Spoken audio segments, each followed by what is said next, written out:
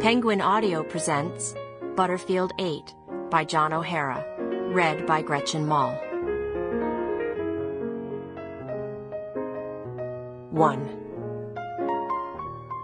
On this Sunday morning in May, this girl, who later was to be the cause of a sensation in New York, awoke much too early for her night before.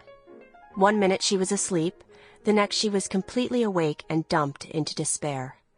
It was the kind of despair that she had known perhaps 2,000 times before, there being 365 mornings in a calendar year. In general, the cause of her despair was remorse. 2 kinds of it. Remorse because she knew that whatever she was going to do next would not be any good either. The specific causes of these minutes of terror and loneliness were not always the words or deeds which seemed to be the causes. Now, this year, she had come pretty far. She had come far enough to recognize that what she had done or said last night did not stand alone.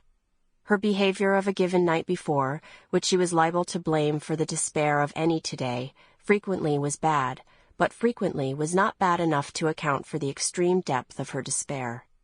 She recognized, if only vaguely, and then only after conquering her habit of being dishonest with herself, that she had got into the habit of despair. She had come far away from original despair because she had hardened herself into the habit of ignoring the original, basic cause of all the despair she could have in her lifetime. There was one cause. But for years she had hardened herself against thinking of it, in the hope of pushing it away from her and drawing herself away from it. And so mornings would come, sometimes as afternoons, and she would awake in despair and begin to wonder what she had done before going to sleep that made her so full of terror today. She would recollect, and for a fraction of a second she would think, "Oh yes, I remember," and build up an explanation on the recollection of the recognizably bad thing she had done. And then would follow a period of inward cursing and screaming, of whispering vile self-accusation. There was nothing she knew of that she would not call herself during these fierce rages of self-accusation. She would whisper and whisper the things men say to other men when they want to incite to kill.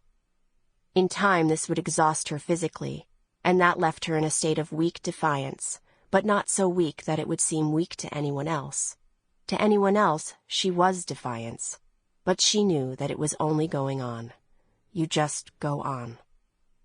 For one thing, you get up and get dressed. Sample complete. Ready to continue?